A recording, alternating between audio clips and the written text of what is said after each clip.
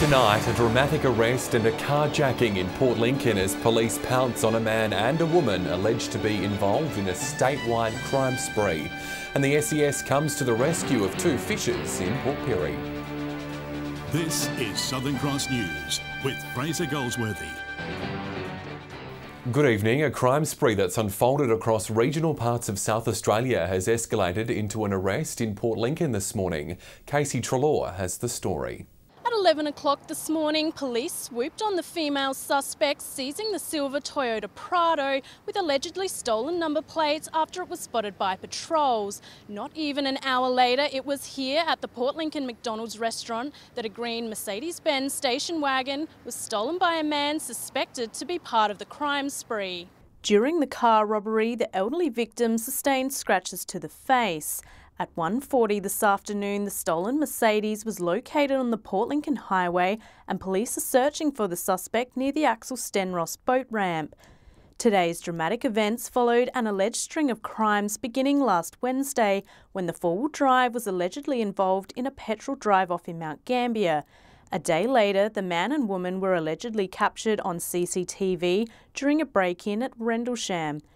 On Friday afternoon, the couple allegedly stole items from a Victor Harbour surf shop before fleeing in the vehicle. It is believed the man is now heading on foot towards Port Lincoln. The public is being warned not to approach him if they spot him. Instead, they're asked to contact police immediately. Casey Trelaw, Southern Cross News. SES crews in Port Pirie have rescued two men after their small boat capsized in the Port Pirie River this morning. One suffered minor cuts and bruises, while the other managed to escape unharmed.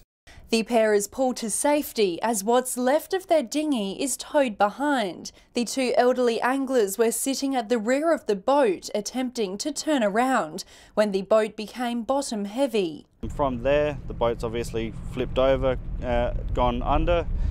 Both people have entered into the water and then have been rescued.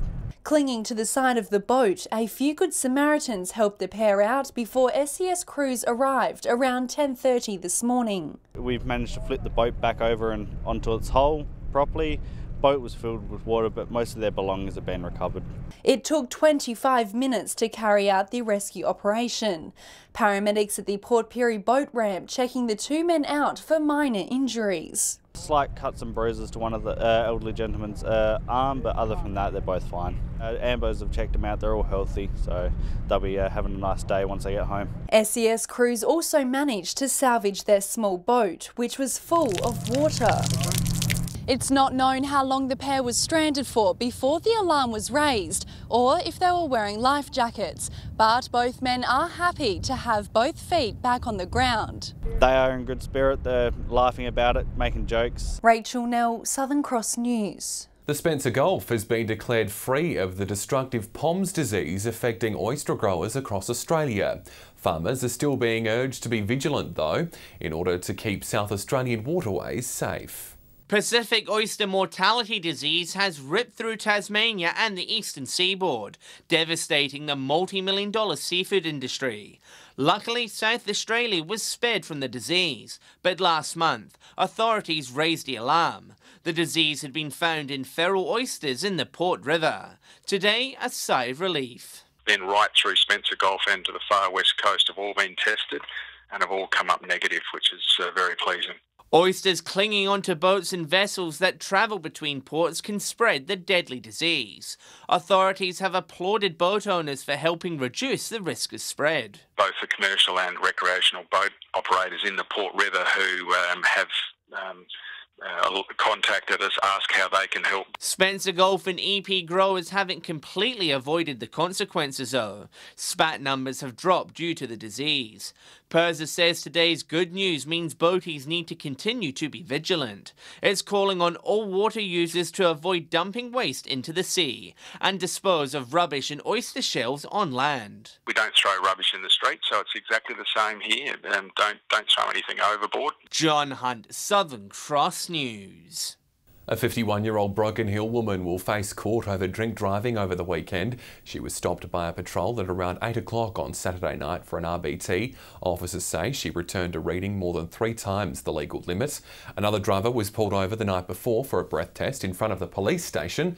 The man allegedly blew .014 and was charged with mid-range drink driving. Lifeline Broken Hill has welcomed a new member to its team in order to offer vital services to the city's youth. Davika D'Souza is the town's first dedicated counsellor for young people and says she's looking forward to supporting those who need it most. She's only been in town for a little while, but Davika's hit the ground running. Yes, it's a brand new role. Started at the beginning of March. Davika has joined the team thanks to a partnership with the St George Foundation. She'll provide free counselling and support to the city's younger generation in times of crisis and difficulty. With remote communities, rural communities, there's that social isolation, and that definitely has an impact on, support networks and services available for young people, and young people are at risk because there's so many expectations and responsibilities for them in this day and age. The youth counselling program is a non-clinical model with a particular focus on youths at risk of suicide from psychological impact. But any young person in the community will be able to meet and have a chat, learn to better manage their emotions and cope with difficult situations. And while it is a new role, there is a chance of further outreach to other communities surrounding Broken Hill. So this role comes with a lot of flexibility in terms of I'm able to meet with young people in an environment where they feel comfortable. So that might be, here at a Lifeline office, it might be at Headspace, it might be at their school. Appointments can be made by contacting Lifeline or visiting the office in Argent Street. Patrick Reinke, Southern Cross News. After the break, the streets of Laura come alive for the town's annual folk fair. The details next. Local women injured by pelvic mesh are pushing for a royal commission following recent recommendations made in a Senate report into the issue. There are fears if the report isn't followed up by policy change, Australian health specialists will continue to use the sometimes debilitating procedure. It's been labelled one of the biggest medical scandals in Australia. Now there are only a few glimmers of hope for women suffering from pelvic mesh procedures. Recommendations from a recent Senate report are being labelled as disappointing. Very weak in its structure. While it has some really good points, I guess the problem is how are we going to enforce this, and who is actually going to monitor any of the recommendations that have been made. The report recommends a mesh register that would log the needs of those suffering now and in the future. Women are still being implanted with mesh, having no idea what the complications are. The report also touches on financial impacts, but doesn't give a specific solution. Port Pirie mum and mesh survivor Kim Blisky is $50,000 out of pocket, having travelled to America to have her mesh removed. None for any financial support for women, and women have spent hundreds of thousands of dollars travelling to get support, having mesh removal. She says it's all about informed consent and understanding the high complication risk. She claims mesh is still being used at Port Pirie's hospital. Mesh has numerous complications and they're quite devastating, and I don't want one more woman to have to endure what thousands of women in Australia have been through. Mesh advocates are now calling for a royal commission. Rachel Nell, Southern Cross News. The Broken Hill prison could soon receive a security boost in the wake of last week's escape of 3 inmates. A review is currently being undertaken, which authorities say could result in an upgrade of some elements of security. It follows a similar upgrade in the aftermath of an escape in 2016, which saw the armed guard tower recommissioned. New laws have been introduced across South Australia affecting local pet owners. From July this year, all puppies and kittens over 12 weeks old must be microchipped, and all cats or dogs born after July will be required to be desexed. Only registered breeders will be exempt from the new legislation. We're hoping that if we can get them all identified and educate people on, promoting desexing and keeping your dogs contained, that, we'll have a lot less dog attacks and problems with wandering dogs in the public. Council will be holding an information session for Port Augusta residents in the Coles foyer on Thursday morning. Telstra is continuing with works on a new mobile phone tower in Broken Hills North. The new structure will be erected next to the city's Aqua Centre. Telstra says it'll provide improved access to the telco's 4GX network and bring faster speeds and coverage to the region. It's expected to be switched on in the coming months. Another new tower has been earmarked for Rocky Hill. Locals in Laura braced the sun and turned out in force at the weekend for the town's annual folk fair. In its 39th year, the festival had something for everyone, pulling an estimated 15,000 people through the gates. A small town transformed all in the name of folk music. This year's event was musician Carly Bryce's first, making the trip up from Adelaide. I was expecting people to just kind of keep walking, but people would walk and stop and listen, so it was really nice. Though what once was a small-time music festival has now turned into a much bigger spectacle, with a strong local focus. Organisers are thrilled by the participation of local businesses. There's over 100 stalls of all sorts here. There's arts and crafts, food stalls, just too numerous to mention. For the kids there were plenty of choices. Some tried to shoot their way to glory. Others went for a whirly ride, while others were treated to a special pampering. The festival certainly sold a lot of out-of-towners on a possible return next year. Would you travel up from Adelaide again? Probably. And while the kids were seemingly unfazed by playing in the sun, many adults sought refuge in the bar. With a wide variety of entertainment, there was plenty to see and do, though many onlookers were keen to sink their teeth into the number of local food stalls. We've got Indian food, Thai food, there's donuts, you've got the standard fair food. Many people will be sure to mark the weekend in their diary for next year, eager to celebrate the festival's 40th year. Next year's the big year, so yeah, people just keep coming back. Garth Burley, Southern Cross News. After the break, we catch up with the international artist behind the latest silo art on the West Coast. That's next. With the growing popularity of street art, the coastal town of Tumby Bay has joined others across the state in painting its silos in a bid to help boost the local economy. And 22 days and 2,200 square metres after works began, the mural masterpiece is nearly complete. Another facelift for rural silos. Came about through the Progress Association's plans to try and create stuff in Tumby Bay to put a bit of a flaw in our economy. A silo mural was thrown into the mix. Enter one of the world's most renowned street artists, Martin Ron from Argentina. The design came to life when Martin first visited the town and noticed the jetty was an iconic centrepiece. Jetty is like a meeting point. About all the people go to the jetty. And I looked how it was a hot day, and all the people jumping jetty. I think Martin's nailed it. Like, everyone who's ever lived in Tumby's jumped off the jetty, and that doesn't matter how many generations you go back. But the month-long masterpiece hasn't been without its challenges. This is a really challenging because this is the more bigger work I done in my life, and the challenge is the windy, the high, and the iron surface. With the project due to be completed this week, Martin will now head to Russia for his next major project.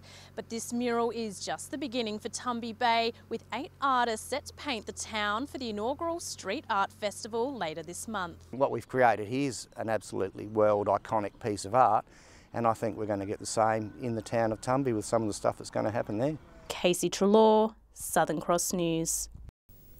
2 political parties have announced their candidates to run for the seat of Barwon in the upcoming New South Wales state election. The Nationals have selected poultry farmer Andrew Shear, while the Shooters, Fishers and Farmers have chosen Roy Butler. Labor is yet to formally announce its candidate. Broken Hill Mayor Daria Turley has previously indicated her intention to run for the party. A strong crowd dusted off their suits and frocks for the first Port Augusta meet of the racing calendar.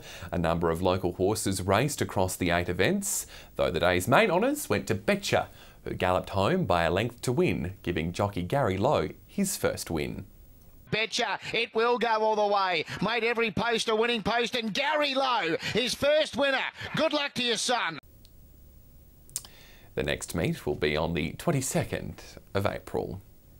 The Whyalla Art Gallery is offering locals a chance to see some of the world's most famous paintings in Adelaide.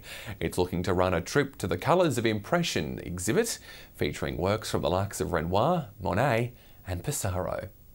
Impressionism is one of the great art revolutions of the last 1,000 years. Developed in France, Whyalla Art Gallery President Meg Walker-Jeffrey says it was a big change to the status quo. They're actually able to go and paint out in the open air, and the reason they could do that is because paints were developed into tubes, and they were able to take those tubes of paints out to the countryside. The State Art Gallery is hosting an exhibit from the legendary Musée d'Orsay in France. It features work from the founders of the movement, such as Monet, Morisot and Cézanne. Whyalla's Art Gallery is looking to give locals a chance to experience the works, with a trip to the gallery next month. It'll be a day trip where we leave at 7 in the morning, get back about 10 o'clock at night.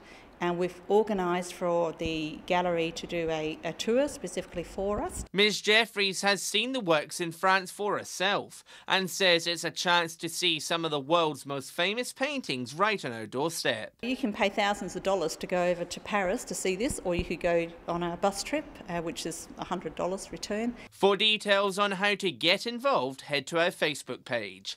John Hunt, Southern Cross News. Looks like a great idea. Stay with us. After the break, we'll have all the local weather details with Amy. And Amy, the Spencer Gulf sweltered through the start of the working week. Indeed it did, Fraser, with extreme temperatures hitting the region after a warm weekend. However, relief is on the way, and I'll have all the details next.